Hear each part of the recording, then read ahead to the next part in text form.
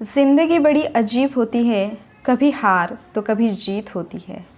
तमन्ना रखो समंदर की गहराई छूने की, किनारे पर तो बस जिंदगी की शुरुआत होती है। हॅलो वॉरियर्स आणि सर्व भावी अधिकारी, वॉरियर ऑफिसर या तुमच्या लाडक्या एज्युकेशनल चॅनलवर मी सुप्रिया तुम्हा सर्वांचं मनपूर्वक स्वागत करते। आज मी बोलणार आहे एका वास्तवाबद्दल, फक्त वास्तव नाही, भयानक वास्तव। कदाचित हा व्हिडिओ किंवा या व्हिडिओची सुरुवात ऐकल्यानंतर काही लोकांना असं वाटेल की मी तुम्हाला डिमोटिवेट करणार आहे किंवा मी काहीतरी निगेटिव्ह बोलणार आहे। ज्यांना कोणाला आत्ताच असं वाटत असेल की काहीतरी निगेटिव्हिटी आपल्यामध्ये येईल हा व्हिडिओ पाहिल्यानंतर, त्यांनी प्लीज हा व्हिडिओ इथून पुढे कंटिन्यू करू नका।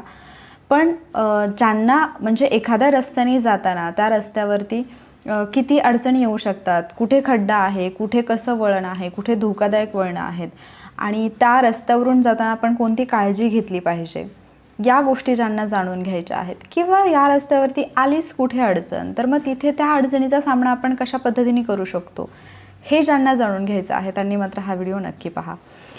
अर्थात मी आज जे काही बोलणार आहे ते मे बी MPSC मधल्या एका स्पेसिफिक पदाबद्दल असेल, पण हाच अनुभव वेगवेगळ्या पदांच्या बाबतीत सुद्धा येऊ शकतो।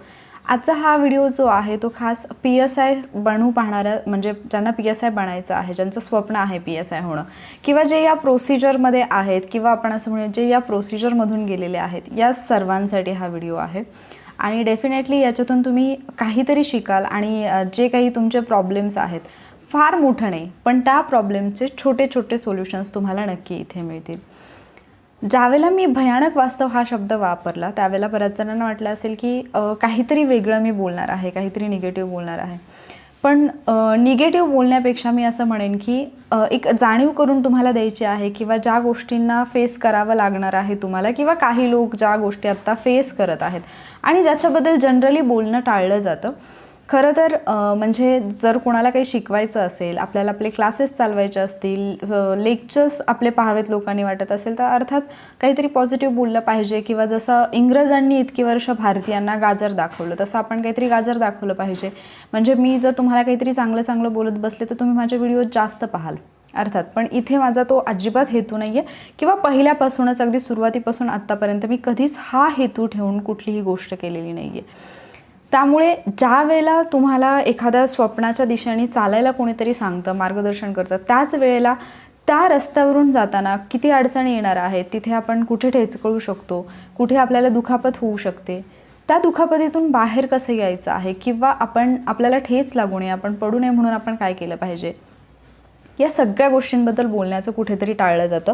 आणि म्हणजे ज्यावेळेला पण एखादी व्यक्ती क्वालिफाय होते, अधिकारी होते, त्या व्यक्तीच्या भाषणांमध्ये किंवा जे आपण मोटिवेशनल स्पीच म्हणतो त्याच्यामध्ये फार छान छान गोष्टी ऐकायला मिळतात, पण जी खरी परिस्थिती असते ते सांगणारे फार थोडे लोक असतात आणि म्हणून याच्याबद्दल बोलायचं आहे। पहिला मुद्दा जे मी नेहमी तुम्हाला सांगत आलेले आहे, काही जणांना वाटेल की मी वारंवार तेच सांगते, पण आजच्या विषयाला सुरुवात करण्यापूर्वी त्या गोष्टी बोलणं गरजेचं आहे, म्हणून मी हा मुद्दा परत एकदा बोलते। ज्यावेळेला पण तुम्ही या प्रवासाकडे येता, एखादं स्वप्न तुम्ही ठरवून येता, त्यावेळेला तुम्ही पहिल्यांदाच स्वतःला एक ठराविक कालावधी जो आहे तो दिला पाहिजे, किंवा हा प्रश्न तुम्ही स्वतःला विचारला पाहिजे की माझ्याकडे किती टाईम आहे हे सगळं करण्यासाठी। बऱ्याचदा आपण हेच विचारलेलं नसतं आणि आपल्याला माहीतही नसतं की या प्रोसिजरसाठी किती वेळ लागेल। अगदी साधं सोपं उदाहरण घ्या, समजा तुम्हाला एखाद्या ठिकाणी अर्जंटली पोहोचायचं आहे किंवा तुमच्या दैनंदिन कामासाठी तुम्हाला तिथंपर्यंत पोहोचायचं आहे, तर तुम्ही तुमचं शेड्यूल जे आहे किंवा तुमच्या ज्या काही गोष्टी आहेत, जी काही कामं आहेत, ते बरोबर तुम्ही टायमिंगनुसार सेट करत असता, कारण तुम्हाला माहिती असतो की याच्यामध्ये तुमचा किती कालावधी जाणार आहे। अगदी तुम्ही क्लासला जाणं असेल किंवा तुम्ही शाळेत असताना शाळेत जाण्यापासूनच्या जरी तुम्ही गोष्टी पाहिल्या तरी तुम्हाला आठवत असेल की आधीची जी काही तयारी आहे त्या तयारीसाठी किती वेळ लागणार आहे। आपल्या या प्रवासामध्ये म्हणजे घरापासून ते त्या स्टॉपपर्यंत, म्हणजे जिथे कुठे आपल्याला पोहोचायचं आहे तिथंपर्यंत जाण्यासाठी किती वेळ लागणार आहे, तिथे गेल्यानंतर मला दुसरं एखादं काही काम आहे का, या सगळ्या गोष्टींचं नियोजन आपण आधी करत असतो, कारण आपल्याला माहिती असतं की एवढा एवढा कालावधी इथे लागू शकतो। पण MPSC हे एक असं क्षेत्र आहे की जिथे तुम्ही इमॅजिन नाही करू शकत की किती कालावधी लागेल, पण इन जनरल सगळ्यांच्या म्हणजे MPSC बद्दल कुणालाही विचारलं तर कुठलीही व्यक्ती जे तुम्हाला सांगेल त्या भाषेमध्ये बोलायचं म्हटलं तर 4-5 वर्ष 5-6 वर्षही लागतातच, असं इन जनरल सांगितलं जातं। पण तेवढा कालावधी आपल्याकडे आहे का? बरं, तेवढा कालावधी असेलही माझ्याकडे, पण माझी तशी परिस्थिती आहे का? बरं, माझ्याकडे कालावधी आहे, परिस्थितीही आहे, काही प्रॉब्लेम नाही आहे, पण ह्या सगळ्यामध्ये एवढ्या दिवसांसाठी माझ्याकडे तेवढे पेशन्स आहेत का, की या सगळ्या प्रवासामध्ये मला जे काही फेस करावं लागेल, मग काही व्यक्ती असतील ज्या मला निगेटिव्ह बोलतील, काही लोक असतील जे मला टोमणे मारतील, या सगळ्याला फेस करण्याचं किंवा याच्यामध्ये जर मला अपयश आलं तर ते पचवण्यासाठीची ताकद माझ्याकडे आहे का, हे सगळे मुद्दे सुरुवातीला येतात. म्हणजे हा विषय घेण्याचं कारण जे आहे ते मी तुम्हाला सांगते. मागच्या काही दिवसांपूर्वीच, आय थिंक 1 आठवड्यापूर्वी मी एक व्हिडिओ अपलोड केला होता ज्यामध्ये मी तुमच्याशी बोलले होते. PSI 2018चे जे म्हणजे कॅन्डिडेट्स होते जे क्वालिफाय झालेले आहेत, म्हणजे PSI आहेत थोडक्यात, ते ट्रेनिंगला जाणार होते आणि त्यांचं ट्रेनिंग जे आहे ते कोरोनामुळे पोस्टपोन करण्यात आलं, याबद्दल मी बोलले होते, राईट. तर 2018च्या PSIमध्ये क्वालिफाय झालेले जे लोक आहेत, 2018ला त्यांनी प्री दिली, मेन्स दिली, 2019ला त्यांचं ग्राउंड झालं, 2020 तर असंच गेलं कोरोनामध्ये, त्यामुळे ते जाऊ शकले नाही ट्रेनिंगसाठी. 2021 उजाडलं. 2021चे ऑलमोस्ट आता एप्रिल महिना संपला, म्हणजे 2 महिन्यानंतर आपण असं म्हणू शकतो की 2021 अर्ध वर्ष गेलं आणि अजूनही ते ट्रेनिंगसाठी गेलेले नाही आहेत. बरं, 2018ला ज्यांनी प्री दिली, मेन्स दिली, तुम्ही थोडं इमॅजिन करून पहा किंवा स्वतःला हा प्रश्न विचारा की खरंच त्यांनी फक्त 2018लाच ते या फील्डमध्ये आले का, किंवा 2018लाच त्यांनी PSI होण्याचं स्वप्न पाहिलं का. काही ठराविक असतील ज्यांचं खूप एज कमी आहे, ज्यांनी आधीपासून प्रिपरेशन केलं असेल, ज्यांना माहिती होतं की मला काही झालं तरी PSI व्हायचंच आहे, त्या लोकांनी काय केलं असेल, सुरुवातीपासून ग्रॅज्युएशनला असल्यापासून त्यांनी अभ्यास केला असेल आणि त्यानंतर त्यांनी त्यांची जी काही तयारी कंप्लीट झाल्यानंतर 2018ला प्री दिली असेल, मेन्स दिली असेल आणि त्याच्यामध्ये ते क्वालिफाय झाले असतील, राईट. आणि त्यानंतर ते आता ग्राउंडची वाट पाहत असतील. बट हा कालावधी जर तुम्ही काउंट केला तर 2018 म्हणजे जनरली 2017चा आपण विचार करूया की 2017च्या एंडिंगला मे बी तिथंपासून सुरुवात होते या प्रवासाला. 18, 19, 20, 21 4 वर्ष ह्या एका पदाच्या प्रोसिजरसाठी गेली. आणि याच्यामध्ये मी फक्त त्याच लोकांबद्दल बोलते जे लोक क्वालिफाय झाले. जे लोक क्वालिफाय झाले नाहीत किंवा ज्या लोकांना काहीही करून PSI व्हायचं होतं, ज्या लोकांकडे पद नव्हतं, त्या लोकांचं काय, ज्यांना पद मिळालेलं आहे एका परीक्षेमध्ये म्हणजे किंवा एका अटेम्प्टमध्ये, असं आपण म्हणूयात की 2018चाच अटेम्प्ट दिला आणि त्याच अटेम्प्टमध्ये ते क्वालिफाय झाले, असं ज्यांना पद मिळालेलं आहे त्यांनासुद्धा त्यांच्या स्वप्नापर्यंत, पदापर्यंत पोहोचण्यासाठी किती वर्षांचा कालावधी गेला, 18, 19, 20 आणि 21. हे जरी कोरोनामुळे असलं तरी PSIच्या बाबतीत कोरोना व्यतिरिक्त सुद्धा, म्हणजे कोरोना नसताना सुद्धा एवढी काही चांगली परिस्थिती आपल्याला पाहायला मिळाली नाही. कारण जर तुम्ही व्यवस्थितपणे अभ्यास केला तर तुमच्या लक्षात येईल की परीक्षा कधी झाली, त्यानंतर ग्राउंड कधी झालं, रिझल्ट कधी आला, ते लोक ट्रेनिंगला कधी गेले, ट्रेनिंगमधून बाहेर कधी आले आणि कधी त्यांनी पोस्ट मिळवली. जे अगदी म्हणजे लास्ट अटेम्प्ट ज्यांचा असतो एजमुळे, त्या लोकांचा जर विचार केला तर मग त्यांचं तर म्हणजे जे स्वप्न आपण म्हणतो की तरुणपण आणि जॉब वगैरे सगळं सांभाळून परत शेवटी आपल्याला काहीतरी स्वतःसाठी करायचं असतं, तो कालावधी कुठे गेला हे समजतही नाही. ठीक आहे, मी अजिबात तुम्हाला असं म्हणत नाही आहे की तुम्ही हे सोडून द्या किंवा हे करू नका. तुम्हाला आत्ता थोडं कुठे निगेटिव्ह वाटायला लागलं असेल, थोडी वाट पहा. मी या सगळ्या गोष्टींबद्दल बोलणार आहे, पण मला अगोदर जोपर्यंत आपल्याला प्रॉब्लेम माहीत नसेल तोपर्यंत आपण उत्तर देऊ शकत नाही. म्हणजे अगदी साधा इथे अर्थ होतो की जर एखादा प्रश्नच तुम्हाला माहीत नसेल तर तुम्ही उत्तर शोधणार कुठून, म्हणून तुम्हाला प्रश्नांची जाणीव मी करून देते. ठीक आहे, बरं, हे झालं 2018च्या लोकांच्या बाबतीत की ठीक आहे की झालं कोरोनामुळे वगैरे त्यांचं डिले झालं, सगळ्या गोष्टी ठीक आहेत.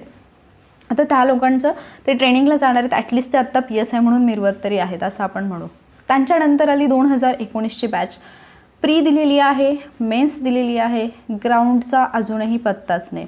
म्हणजे ग्राउंड कधी होणार याच्या बाबतीत कुठली कल्पना नाही आहे. त्यानंतर जे SCBC आरक्षण अडकलेलं आहे त्याच्या बाबतीत काही कल्पना नाही आहे की त्याचा रिझल्ट येईल का, तो आल्यानंतर पुढे काय होईल, म्हणजे जो मेन्सचा रिझल्ट आहे तो रिवाईज होणार की काय होणार, काहीही कल्पना नाही आहे.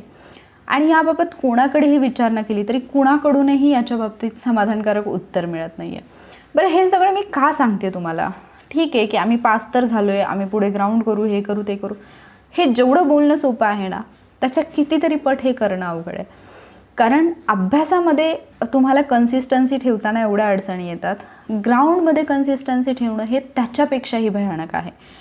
कारण आपल्याला तासनतास एकाच जागेवरती बसून अभ्यासाची सवय असते. जेव्हा तुम्ही फिजिकल करायला लागतात, जेव्हा पण म्हणजे तुमची मेन्स होते आणि तुम्ही आता तुम्हाला फिजिकल टेस्ट द्यायची आहे म्हणून जेव्हा तुम्ही तयारी करायला लागतात, त्यावेळेला सुरुवातीला अक्षरशः ग्राउंडच्या 2-4 चक्रा मारताना सुद्धा ना तुमच्या म्हणजे हे नको, मी कुठून दुर्बुद्धी सुचली आणि मी या क्षेत्राकडे आलो किंवा आले असं वाटायला लागतं. ज्यांचं थोडंफार बॅकग्राऊंड आहे की जे म्हणजे स्पोर्टमध्ये होते किंवा असं म्हणूयात आपण ज्यांनी पोलीस भरतीसाठी वगैरे ट्राय केले त्यांचं ठीक आहे. पण ऑलमोस्ट 95% आसपास जे कॅन्डिडेट असतात त्यांनी कधी म्हणजे ग्राउंड पाहिलेलंच नसतं किंवा इतका मोठा गॅप असतो की परत एकदा त्याच क्षमतेने किंवा तेवढ्या ऊर्जेने ग्राउंडवरती उतरणं हे सोपं नसतं. मग अशा वेळेला ज्यावेळेला आपण अभ्यास करत असतो त्यावेळेला आपल्याला ठीक आहे की म्हणजे आपण कधी कधी फक्त एकच वेळ जेवण केलं तरी चालतं, पण ग्राउंडच्या बाबतीत तसं होत नाही. तुमचं डाएट व्यवस्थित असलं पाहिजे, तुमच्या सगळ्या गोष्टी टाईम टेबलनुसार असल्या पाहिजे, तुमची झोप पुरेशी असली पाहिजे. आणि या सगळ्यामध्ये महत्त्वाचं म्हणजे खर्च हा अभ्यासापेक्षा जास्त होतो. म्हणजे तुम्हाला अभ्यास करताना घरातल्यांकडून जेवढे पैसे मिळत असतील त्या पैशामध्ये जसं तुम्ही भागवू शकता, तसं ग्राउंड करताना तुम्ही तुमचा स्वतःचा खर्च तेवढ्या पैशामध्ये भागवू शकत नाही. कारण ग्राउंड करायला लागल्यानंतर त्याच्या ज्या काही गोष्टी आवश्यक असतात त्या खूप जास्त असतात. मुलं जी PSI 2019ची जी मुलं आत्ता वाट पाहत आहेत त्यांच्या ग्राउंडची वगैरे, त्यांच्यापैकी बऱ्याच जणांचे मेसेजेस पण येतात की मॅम ग्राउंड कधी होईल वगैरे सांगा किंवा इंटरव्ह्यूच्या तयारीबद्दल बोला वगैरे. तर त्या लोकांचे पेशन्स म्हणजे यू कांट इवन इमॅजिन की किती जास्त पेशन्सनी इथे राहावं लागते किंवा रोज उठणं, ग्राउंडवरती जाणं, पण त्याच्यामध्ये हे कोविडचं वातावरण आहे किंवा आजूबाजूच्या ज्या गोष्टी आहेत. मग जे लोक आत्ता पुढची येणारी कंबाईन डोळ्यासमोर ठेवून आहेत, ज्यांचं टार्गेट फक्त आणि फक्त PSI आहे, त्यांनीसुद्धा, मी तुम्हाला असं म्हणत नाही की अभ्यास सोडा किंवा काय, ही सगळ्यांच्यावरती आलेली परिस्थिती आहे. मी ठराविक एका व्यक्तीबद्दल किंवा मी तुमच्याबद्दल बोलत नाही आहे. प्लीज माझ्या कुठल्याही वाक्याचा म्हणजे निगेटिव्ह अर्थ घेऊ नका किंवा याच्यामुळे तुम्ही आता हे सोडूनच द्यायचा असा विचार करू नका. काही मुद्दे आहेत जे मला तुम्हाला क्लिअर करायचे आहेत म्हणून हे सगळं सांगणं गरजेचं आहे. पहिला मुद्दा हा की जर तुम्ही करत असाल, तुम्ही मुलगी असाल, तर घरातल्यांकडून, अर्थात घरातल्यांना हे सांगायला खूप छान वाटत असतं पाहुण्यांना की आमची पोरगी PSI होणार आहे, आमची पोरगी फौजदार होणार आहे, आमची पोरगी पोलीसमध्ये जाणार आहे, लाल दिव्याच्या गाडीत येईल, वर्दी घालून येईल, हे सगळं चांगलं असतं. पण जेव्हा तुम्ही इकडे येतात आणि इथे आल्यानंतर जेव्हा थोडा कालावधी जातो, 1 वर्ष जातं, 1.5 वर्ष जातं, त्यावेळेला ज्या लोकांना आपल्या घरातल्यांनी अनुभवाने म्हणजे अगदी अभिमानाने सांगितलेलं असतं, ते लोक आपल्या घरातल्यांचं आणि आपलं जगणं मुश्किल करतात. ठीक आहे. आणि त्याच्यात एक वाईट, अतिशय वाईट सवय असते नातेवाईकांना, ते म्हणजे पोरीचं वय झालं, लग्न कधी करतो, फौजदार करून काय करणार आहे, मोठी कलेक्टर होणार आहे का, आणि काय शेवटी चुलीपुढंच बसायचं आहे, हे सगळं सांगितलं जातं. ठीक आहे. हा झाला पहिला मुद्दा. त्यानंतर मुलांच्या बाबतीत असं होतं की ठीक आहे, सुरुवातीला कौतुक वाटतं की हा फौजदार होणार आहे, वर्दी घालून येईल वगैरे, सगळ्या गोष्टी एका बाजूला राहतात. पण जेव्हा खरंच अशी परिस्थिती येते की आता होतच नाही, म्हणजे एक्झाम नाही आहे किंवा ग्राउंड नाही आहे किंवा कुठेतरी एका ठिकाणी ही प्रोसिजर अडकलेली आहे, तेव्हा तेच लोक जे तुम्हाला पहिल्यापासून सपोर्ट करत होते ते लोक तुम्हाला सपोर्ट करणं बंद करतात. इकॉनॉमिकली सपोर्ट तुमचा बंद होतो, मॉरल सपोर्ट तर बिलकुल राहतच नाही. पण वरून तुम्हाला हेही ऐकून घ्यावं लागतं की तू एवढा मोठा झालास आणि अजूनही तुला कमवायची अक्कल नाही आहे, तू अजूनही आईवडिलांच्या पैशावरती जगतोयस, मग तुझ्या जगण्याला अर्थ काय, आणि तुला जर आत्ता स्वतःचा खर्च भागवणं जमत नसेल तर तू कसला फौजदार होणार. या सगळ्या गोष्टी फेस कराव्या लागतात. हजारो मुलांनी या सगळ्या गोष्टी फेस केलेल्या आहेत, म्हणून मी या सगळ्या गोष्टींबद्दल बोलत आहे. ठीक आहे. मग आता या सगळ्या गोष्टी, ज्यावेळेला मी या सगळ्या गोष्टी तुम्हाला सांगते किंवा एवढं सगळं निगेटिव्ह काही वातावरण मी तुम्हाला सांगते, तर त्याच्या पाठीमागचं रिझन तर हे आहे की वास्तवाची जाणीव असावी, पण त्याचबरोबर आपण कुठली काळजी घेतली पाहिजे. शक्यतो जर तुम्ही PSI या पदाची तयारी करत असाल, लगेच म्हणजे अगदी प्री मेन्स होईपर्यंत तरी कुणाला सांगू नका की मी PSI होणार आहे. कारण ज्या दिवशी आपण ठरवलेलं असतं PSI होणार आहे आणि अभ्यासाला सुरुवात केलेली असते, तेव्हापासून ते तुम्ही PSI होईपर्यंत खूप मोठा कालावधी आहे किंवा खूप मोठ्या लेंदी प्रोसिजरमधून तुम्हाला जावं लागत असतं. आणि ही प्रोसिजर फक्त फिजिकली हँडल करण्याची नसते, तिथे तुम्हाला मेंटली, इमोशनली सगळ्याच बाजूने तुम्हाला स्ट्रॉंग राहणं गरजेचं असतं. ठीक आहे. आणि अर्ध्या एका टप्प्यावरती आल्यानंतर कंडिशन एवढी वाईट होते, तुम्हाला सोडून देणं पण शक्य नसतं, कारण एवढी मेहनत घेऊन तुम्ही तिथंपर्यंत आलेला असतात की आता या गोष्टी म्हणजे अगदी हातात आलेली गोष्ट सोडून देणं हा कधीही शुद्ध मूर्खपणाच असेल. म्हणजे तुम्ही प्री क्वालिफाय झालात, मेन्स क्वालिफाय झालात आणि फक्त ग्राउंडची डेट येत नाही आहे म्हणून तुम्ही ग्राउंड बंद केलं, तर हा शुद्ध मूर्खपणा आहे. किंवा तुम्ही सगळे टप्पे पार केलेत आणि फक्त इंटरव्ह्यूची डेट येत नाही आहे, पण जेव्हा कधी इंटरव्ह्यूने ट्रेनिंगची डेट येत नाही आहे किंवा ट्रेनिंगला बोलवलं जात नाही म्हणून आता मला व्हायचंच नाही PSI असं म्हणणं म्हणजे अगदी मग ताटात वाढून घेतलं आणि तोंडात टाकता टाकता घास तुम्ही नाही म्हणता असं पण होऊ शकतं. पण त्याच्यासाठी तुम्ही अगोदर तेवढे प्रिपेअर असला पाहिजे. ठीक आहे. सो मी जे स्टुडंट जे कोणी कॅन्डिडेट आहेत जे आता 2019च्या फिजिकलची तयारी करत आहेत, आता सध्या तर लॉकडाऊन आहे ठीक आहे, पण त्यांना मी एक सजेस्ट करेन की तुमच्याकडे काही ना काहीतरी स्किल असतं. म्हणजे तुम्ही इथंपर्यंत पोहोचलात याचाच अर्थ काहीतरी तुमच्यात इतरांपेक्षा वेगळं आहे म्हणून तुम्ही इथंपर्यंत पोहोचलात. त्या स्किलचा वापर करून घ्या. कम्प्लिटली फॅमिलीवरती डिपेंड राहू नका. त्याचा वापर करून घेऊन तुम्ही स्वतःचं अर्निंग सोर्स काहीतरी पहा आणि त्याच्यातून स्वतःची तयारी चालू ठेवा. कोणी तुम्हाला बोलायचा काही प्रश्नच येत नाही. मग त्याच्यामध्ये मे बी तुमचं फिजिकल चांगलं असेल, तुम्ही आउट ऑफ मार्क्स जर फिजिकलसाठी घेत असाल तर तुमच्याच सोबत फिजिकलची तयारी करणारे काही जे इतर तुमचे फ्रेंड्स असतील त्यांना फिजिकलबाबत गाईड करा आणि त्यांच्याकडून थोडीफार फीज घ्या, ज्या फीजमध्ये तुमचा खर्चही भागू शकतो आणि इतर मोठ्या मोठ्या अकॅडमीजना फी देणं त्यांना पण पॉसिबल नसेल तर त्यांनासुद्धा तुमची फी परवडू शकते. हा एक ऑप्शन होऊ शकतो.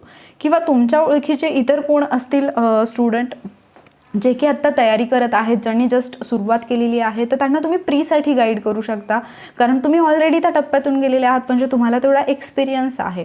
ठीक आहे. पण स्वतःचा काहीतरी अर्निंग सोर्स तुम्ही शोधू शकता. आणि जे लोक इथून पुढे PSI होण्याचं स्वप्न पाहतात त्यांना मी हे नक्की सांगेन की जर अजून तुम्ही ग्रॅज्युएशन लेवलला असाल तर नक्की तुम्ही आत्तापासून एवढा स्ट्रॉंग तुमचा अभ्यास ठेवा की जेव्हा तुम्ही ग्रॅज्युएशन पास आउट व्हाल आणि तुम्ही पहिल्यांदा PSIचा अटेम्प्ट द्याल त्यावेळी तुम्ही प्री आणि मेन्स दोन्ही फर्स्ट टाईममध्ये क्रॅक कराल आणि मग ग्राउंड आणि इंटरव्ह्यू. ठीक आहे. म्हणजे त्याच्यापेक्षा जास्त कालावधी लागू नये कारण एका अटेम्प्टसाठी जर 3 वर्ष लागत असतील तर 2 अटेम्प्टसाठी 6 वर्ष. मग तुम्ही इमॅजिन करा की तोपर्यंत इकडे तुम्ही कितीतरी पोस्ट मिळवू शकता. इथे PSIबद्दल अजिबात निगेटिव्ह बोलत नाही आहे मी, बिकॉज आय पर्सनली लव्ह वर्दी. मला वर्दी जाम आवडते. त्यामुळे मी इथे अजिबात असं म्हणत नाही की तुम्ही म्हणजे म्हणणं, कारण आता ठीक आहे की आहे MPSC फील्ड, पण तरी पण मी बोलून टाकते जे मला जनरली वाटतं की PSI STI ASO असेल किंवा इतर जी पदं असतील महाराष्ट्रामध्ये तरी जनरली PSIची एवढी जास्त क्रेज आहे की एखादा कॅन्डिडेट जो राज्यसेवेतून सिलेक्ट झालेला आहे, ज्याला क्लास 1चं पद मिळाले आणि दुसरा कॅन्डिडेट ज्याला PSIचं पद मिळाले, जास्त आनंद किंवा जास्त सेलिब्रेशन हे PSIवाल्यांचंच होत असतं किंवा जास्त लोक PSIलाच ओळखत असतात असं जनरली होतं कारण त्या पदाची एक क्रेज आहे सगळीकडे. ठीक आहे. त्यामुळे मी इथे निगेटिव्ह बोलत नाही आहे. पण त्याचबरोबर जर इकडे यायचं आहे तर ॲटलिस्ट काही गोष्टी आपल्याला माहिती पाहिजेत. परत इथे येऊन मग परत PSIला दोष देणं किंवा म्हणजे PSI या पदाला दोष देणं किंवा आयोगाला दोष देणं किंवा इतर सिस्टमला दोष देण्यात काहीच अर्थ नाही. आपल्याला माहिती पाहिजे की हां हे सगळं मला फेस करायचं आहे अँड मी त्याच्यासाठी कम्प्लिटली प्रिपेअर आहे. या मानसिकतेने इथंपर्यंत या. म्हणजे काल परवाचीच गोष्ट आहे, डिस्कशन चालू होतं एका फ्रेंडसोबत असंच ग्राउंड कधी होणार किंवा म्हणजे एक्झाम कधी होईल प्रीची वगैरे याबद्दल. आणि त्यावेळेला मग जनरली बोलता बोलता जे 2020ची तयारी करणारे आहेत त्यांच्याबद्दल डिस्कशन चालू झालं. मग कोणीतरी एक जे 2019चं ग्राउंड करणारे आहेत त्यांना असं बोलले की तुम्ही तर म्हातारे झाल्यावर जाल. मग लगेच ते लोक त्यांना म्हणायला लागले नवीन कंबाईंडवाल्यांना की तुम्ही तर काठी घेऊनच जाल ट्रेनिंगला वगैरे. तर असे डिस्कशन्स होतात आणि ठीक आहे ते तिथल्या तिथं मजाकमध्ये घेतलं गेलं पाहिजे, पण त्याचबरोबर आपण थोडा विचार केला पाहिजे. जर मला PSIच व्हायचं आहे आणि हे मला जर 12वीमध्ये असताना किंवा FY SY TYला असताना समजते तर मग मी आत्तापासूनच तेवढी चांगली तयारी केली पाहिजे. बरं ठीक आहे. जर तो टप्पा पार करून मी पुढे आलेले असेल किंवा तो माझं झालं म्हणजे ग्रॅज्युएशन झालेलं आहे आणि आता मी प्रोसिजरमध्ये आहे तर किमान मी जो अटेम्प्ट देईन त्या अटेम्प्टमध्ये मी पास झालो पाहिजे. हा एक दृष्टिकोन तुमच्याकडे असला पाहिजे. प्रीलाच मला 3 अटेम्प्ट द्यावे लागत आहेत, मग तुम्ही मेन्स कधी देणार, ग्राउंड कधी देणार, इंटरव्ह्यू आणि तिथून पुढे तुम्ही ट्रेनिंगला कधी जाणार आणि तुमची जॉईनिंग कधी येणार, हा प्रश्न जो आहे तो स्वतःला विचारा. इन्कम सोर्सबद्दल मी परत एकदा तुम्हाला सांगेन की स्वतःचा असा एक इन्कम सोर्स तुमच्याकडे असला पाहिजे आणि जेव्हा तुम्ही स्वतः कमवत असता तेव्हा जास्त कोणाचं ऐकून घेण्याची गरजही पडत नाही आणि जास्त कोणी आपल्याला त्रासही देत नाही, टोमणेही मारत नाही. ठीक आहे. आणि त्याच्यानंतर एक महत्त्वाचा मुद्दा तो सगळ्यांसाठी आहे, तो फक्त PSIवाल्या लोकांसाठी नाही आहे. जेव्हा तुम्ही स्वतःच्या अभ्यासावरती किंवा स्वतःच्या स्वप्नाच्या मागे धावत असता किंवा तुम्हाला माहिती असतं की हे माझं टार्गेट आहे आणि काही झालं मला हे करायचं आहे, त्यावेळेला जगातली कुठलीच गोष्ट तुम्हाला डिस्ट्रॅक्ट नाही करू शकत. म्हणजे काही दिवसांपूर्वी मी एका व्हिडिओच्या खाली कमेंट वाचली होती की इथे म्हणजे वॉरियर ऑफिसर या चॅनलवरती आल्यानंतर डिस्ट्रॅक्ट व्हायला होतं. जर तुम्हाला समोर जे कोणी शिकवत आहे त्या व्यक्तीकडे पाहून, म्हणजे जे कोणी तुम्हाला गाईड करण्याचा प्रयत्न करत आहे त्या व्यक्तीकडे पाहून जर तुम्ही डिस्ट्रॅक्ट होत असाल तर आयुष्यात तुम्ही कधीच तुम्हाला जे पाहिजे ना तिथपर्यंत पोहोचू नाही शकणार. कारण जी व्यक्ती तुम्हाला मार्ग दाखवण्याचा प्रयत्न करते ती व्यक्तीच जर तुमच्यासाठी डिस्ट्रॅक्शन ठरत असेल तर मग बाकीचे डिस्ट्रॅक्शन तुमच्या लाईफमध्ये कुठला रोल प्ले करत असतील किंवा त्यांचा असर तुमच्यावरती किती होत असेल याचा एकदा स्वतः विचार करायला पाहिजे तुम्ही. ठीक आहे. सो मी तर 1000 वेळा तुम्हाला हे उदाहरण सांगितलं असेल की जर समजा तुम्ही बाहेर कुठेतरी मार्केटमध्ये किंवा कुठेही गेलेला आहात, कुठल्याही कारणास्तव किंवा क्लासला गेलात, लायब्ररीला गेलात, तिथून तुम्हाला घरापर्यंत तुमच्या परत यायचं आहे. जेव्हा तुम्ही तिथून निघता आठवून पहा की तुमच्या त्या स्पेसिफिक ठिकाणापासून म्हणजे जिथे तुम्ही गेलेले आहात तिथपासून ते तुमच्या घरापर्यंत येताना किती रस्ते आहेत. एक रस्ता जो तुमच्या घरी म्हणजे जो रेग्युलर तुम्ही ज्या रोडनी तुमच्या घरी येतात तो रोड, आणि बाकीचे जे रस्ते आहेत ज्याला फाटे फुटलेले असतात म्हणजे एखादी पाऊल वाट असेल किंवा एखादा मोठा रस्ता असेल. पण आपण जेव्हा आपल्या त्या ठिकाणावरून म्हणजे लायब्ररी किंवा जे काही असेल जिथे कुठे आपण गेलेलो असू तिथून आपण घरापर्यंत येताना आपण निघालो तर आपण कुठेही वळत नाही, आपण डिरेक्टली घरीच येतो. किती रस्ते असतात, किती फाटे फुटलेले असतात रस्त्याला, पण आपण कुठेच नाही वळत किंवा आपल्या मनात विचारही नाही आहेत की मी आज इकडे जाऊ का तिकडे जाऊ का. नाही, आपल्याला माहिती असतं की आता मला माझ्या घरी जायचं आणि आपण न चुकता रस्ता न चुकता अगदी डोळे झाकून जरी आणलं तरी आपण आपल्या घरी येऊ शकतो. का? कारण तेव्हा आपल्या डोळ्यासमोर फिक्स असतं, आपल्याला माहिती असतं की मला इथे पोहोचायचं आहे. मग सेम गोष्ट तुम्हाला तुमच्या स्वप्नाच्या बाबतीत, ध्येयाच्या बाबतीत फिक्स असली पाहिजे की मला इथे पोहोचायचं आहे. आणि जेव्हा तुमचं हे डोळ्यासमोर फिक्स असतं ना तेव्हा जगातली कुठलीच गोष्ट, कुठलीच पाऊल वाट, कुठले छोटे रस्ते किंवा मोठे रस्ते तुम्हाला त्या दिशेने घेऊन जाऊ शकत नाहीत. कारण तुम्हाला माहिती असतं की तुमचं डेस्टिनेशन काय आहे, तुम्हाला कुठे पोहोचायचं आहे. त्यामुळे आधी ते फिक्स करा, स्वतःवरती कंट्रोल ठेवायला शिका. ज्यावेळेला तुम्ही सगळ्या गोष्टींपासून स्वतःला अलिप्त ठेवू शकाल त्यावेळेलाच तुम्ही लाईफमध्ये काहीतरी कमवू शकाल. याचा अर्थ असा नाही होत की सगळं काही सोडून द्या आणि फक्त 24 तास पुस्तकामध्ये डोकं घालून बसा. नाही, लाईफही एन्जॉय करता आली पाहिजे, पण तुमचं फुल डेडिकेशन हे तुम्हाला जिथंपर्यंत पोहोचायचं आहे आणि त्याच्यासाठी जी मेहनत घ्यावी लागणार आहे तिथे असलं पाहिजे. ठीक आहे. व्हिडिओ थोडा लेंदी झाला त्याच्याबद्दल सॉरी, पण काही गोष्टी होत्या ज्या बोलणं गरजेचं होतं. खूप दिवस झाले या सगळ्या गोष्टी मनामध्ये होत्या, शेअर करायच्या होत्या तुमच्यासोबत. आणि त्याचबरोबर मी एक पोल पण घेतला होता चॅनलवरती ज्याच्यामध्ये मी म्हटलं होतं की MPSC करण्याचे फायदे आणि धोके काय आहेत त्याच्याबद्दल मी बोलेन. खरं तर हे मी फक्त एकाच पोस्टबद्दल बोललेले आहे, पण पूर्ण जर MPSCचं रेग्युलर असं म्हणजे काय आहे एक्झॅक्टली इथलं वास्तव, इकडे येणं न येणं हे ठरवताना काय केलं पाहिजे किंवा आल्यानंतर काय केलं पाहिजे, या सगळ्या गोष्टीबद्दल नंतर कधीतरी निवांत असंच बोलेन तुमच्याशी. आज याची गरज वाटली बोलायची कारण आत्ता एक्झामबद्दल काही कन्फर्म माहिती नाही आहे, डेट कधी आहे एक्झामची वगैरे काहीच माहिती नाही आहे. पण जर एक्झामची डेट माहिती नाही आहे म्हणून जर आपण निवांत बसलो आणि आपण अभ्यास नाही केला तर माहीत नाही अजून अशा किती प्री द्याव्या लागतील, किती मेन्स द्याव्या लागतील आणि पोस्ट कधी मिळेल. सो आत्ताच जागे व्हा. हा चान्स जो आहे हातात तो चान्स जाऊ देऊ नका. जर 2020साठी तुम्ही अप्लाय केलं असेल तर काहीही झालं तरी मला 2020चीच परीक्षा पास व्हायचं आहे या अर्थाने या परीक्षेला उतरा. अदरवाईज 2021ची ॲडच अजून आलेली नाही, ती ॲड कधी येणार, तिथून पुढे तुम्ही एक्झाम कधी देणार, प्री कधी देणार, मेन्स कधी देणार, त्याच्यानंतर रिझल्ट कधी येणार, ट्रेनिंग कधी होणार, खूप लांबचा प्रवास आहे हा. ठीक आहे. आणि याच्यामध्ये मग कुठेतरी आपण जगणंच हरवून जातो, आपली सगळी नाती हरवून बसतो. असं काही होऊ नये म्हणून हे सगळं बोलणं गरजेचं वाटलं. कुठेही मी तुम्हाला थोडंफार निगेटिव्ह बोलले असं वाटलं असेल तर मनापासून सॉरी, पण तुम्हाला या फील्डपासून दूर नेणं किंवा उगीचच म्हणजे तुमच्यामध्ये निगेटिव्हिटी भरणं, भीती भरणं हा माझा अजिबात हेतू नव्हता.